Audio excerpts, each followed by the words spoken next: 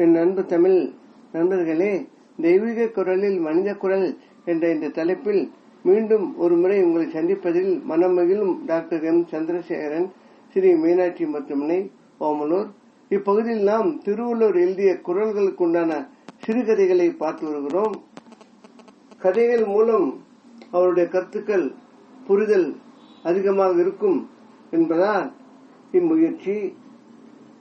இக்கால மனித வாழ்வில் நடைபெறும் நிகழ்வுகளை இக்கதைகளின் பொருளாக கொடுப்பதால் திருவள்ளுவர் கருத்துக்கள் எக்காலம் பொருந்தும் என்பதையும் இதில் நாம் உணரலாம். தற்போது அவர் எழுதிய தீவினை அச்சம் அதிகாரத்தில் குரல் 3, அதாவது இது எண்ணிக்கைப்படி 203ஆம் குரல். குரல் என்னவென்றால், அறிவுனுள் எல்லாம் தலை என்ப தீய செருவார்க்கும் செய்யாவிடல். இதன் பொருள் என்னவென்றால், எல்லா அறிவுனுள் முதன்மை அறிவு என்பது தமக்கு தீமை செய்பவர்க்கும் தீமை செய்யாது இருப்பதே. கதையை பார்ப்போம். ஷகீலா MBA யூனிவர்சிட்டி முதல் மாணவி. சுமார் அழகு என்றாலும் தன் திறமை, உழைப்பு, செயல்பாட்டால் அனைவரையும் திரும்பி பார்க்க செய்யும் சாமர்த்தியம். தாய் மல்லிகா ஆசிரியை, தந்தை Gunalan accountancy clerk. Middle class வாழ்வு. ஷகீலாவை மேலும் படிக்க வைக்க ஆசைப்பட்டனர். ஆனால் தங்களது மூட்டு வலி, சர்க்கரை நோயால் ஆசையை நிறைவேற்ற முயலவில்லை. பேங்கில் வீடு கட்ட வாங்கிய தொகையை இன்னும் நிலுவையில் இருந்தது ஒரு காரணம். குணாலன் தங்கை அம்பிகா, அவள் கணவன் மணியின் வசதி உள்ளவர்கள். மணியன் பணக்கார குடும்பம், ஆனால் சற்று வெகுளி. எல்லோரையும் நம்புவதும் ஏமாறுவதும் மணியன் வழக்கம். மணியன் தாய் தந்தையர் குணாலனிடம் பேசி அம்பிகாவை மனமுடித்து வைத்தனர். அம்பிகாவின் கல்லூரி படிப்பும் திறமையும் தங்கள் தொழிலையும் மகன் மணியனையும் அரவணைத்து செல்லும் என்று இந்த ஏற்பாடு செய்தனர். அவர்கள் நினைத்தபடி அம்பிகாவால் தொழில் வளர, செல்வம் செல்வாக்கு வளர்ந்தது. மணியன் மகன் பலராமன் துரதிருஷ்டவசமாக பொய், புரட்டு, ஏமாற்று, வன்முறை என்ற குணக்கேடனாக இருந்தான். பள்ளி படிப்பு முதலே பலராமன் விடுதியில் சேர்ந்து படித்தது தகாத நண்பர்கள் சகவாசம், பணம் மற்ற காரணங்களால் யாருக்கும் அடங்குவதில்லை. எப்படியோ MA பொருளாதாரம் படித்து குடும்ப தொழிலில் பலராமன் அமர்ந்தான். பெற்றோர் கவனிப்பால் நிர்வாகம் சீர்குலையாமல் இருந்தது. ஷகீலாவின் மேல் படிப்புக்கு பலராமன் உதவிக்கரம் நீட்டினான்.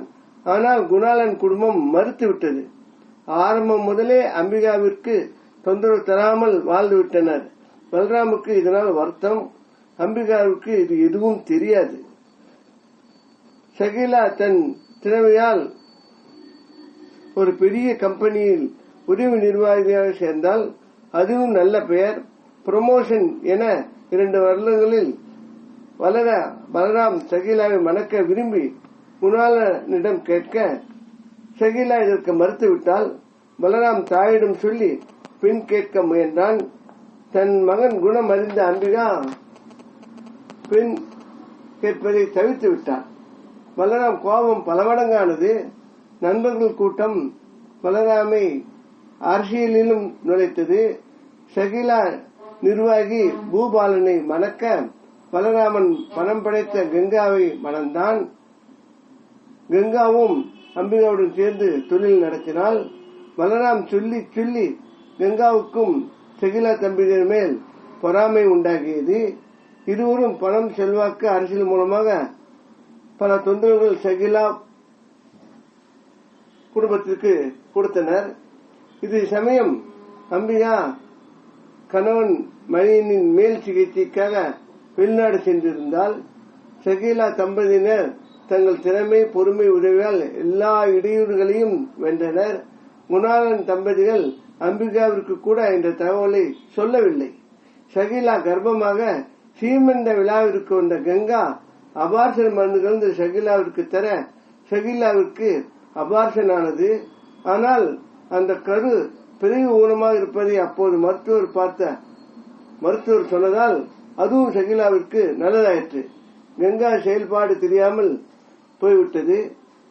குணாலன் மல்லிகா வேலையில் பலராமன் தன் புத்தி காட்ட வேலைகள் இழந்தனர் அவர்கள் இருவரும். ஆனால் வெகு விரைவில் அதைவிட நல்ல வேலை அமைந்தது இருவருக்கும் என்பது இது ஒரு கருத்து.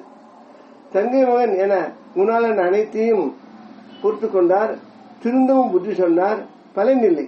பலராம் தன் தவறான நண்பர்கள் தொடர்பால் பொறுப்பில்லாமல் தொழில் நடத்த நஷ்டம், போலீஸ் கேஸ், வழக்கு விசாரணை என அடுக்கடுக்காக பிரச்சனைகள் வந்தன.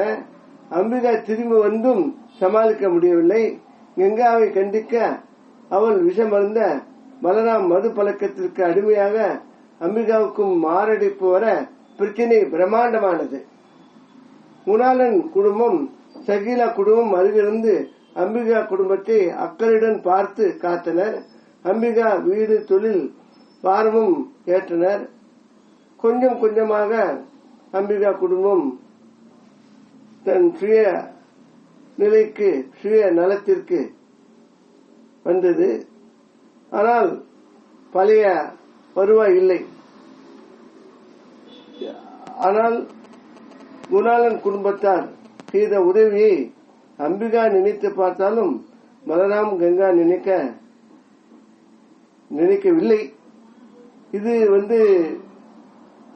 ஒரு வருத்தமாக இருந்தாலும் தங்கள் கடமையை செய்ததாக குணாளன் குடும்பம் மகிழ்ச்சி அடைந்தது. இத்துடன் இக்கதை முடிகிறது. அன்பு நண்பர்களே, நம் வாழ்வில் பல சந்தர்ப்பங்களில் நாம் நம்முடைய திறமையில் வளர நினைக்கிறோம். ஒரு விதத்தில் அது நல்லது கூட. அந்த நம்முடைய திறமைகள் நாம் சிறு சிறிதா வளரும் போது அது முறையாக வளர்ந்து அது ஒரு தனித்தன்மை அடைந்து விடுகிறது. அதில் சாதனைகளும் உண்டாக்க முடியும். நமக்கு உதவி கிடைக்கும் போது, அதை பெற்றுக்கொள்ளும் போது நம்முடைய தனித்தன்மை கொஞ்சம் மறைக்கப்பட்டு அது செல்வம் வளர்கிறது. அதனால் வறுமையிலும் ஒரு சில திறமைகள் அந்த அக்கறையால் வளர்வதை நாம் கண்கூடாக பார்க்கிறோம். மேலும் இந்த காலத்தில் பிறருடைய திடீர் முன்னேற்றங்களை அருகில் இருப்பவர்களோ உறவினர்களோ பொறுத்துக் கொள்வதில்லை. இதில் அவர்களுக்கு பல பொறாமைகளும், அதே சமயத்தில் நாம் அந்த மாதிரி இல்லை என்கிற ஒரு சூழ்நிலையும் அவர்களை நினைக்க வைக்கிறது. இதனால் ஒரு சில இடர்கள் வருவது இயற்கையாகத்தான் உள்ளது. ஒரு சில சமயம் உதவி செய்யாவிட்டாலும் அவர்களால் சிரமங்கள் வராமல் இருந்தால் போதும் என்கிற அளவிற்கு கூட இன்றைய உலக வாழ்க்கை உள்ளது.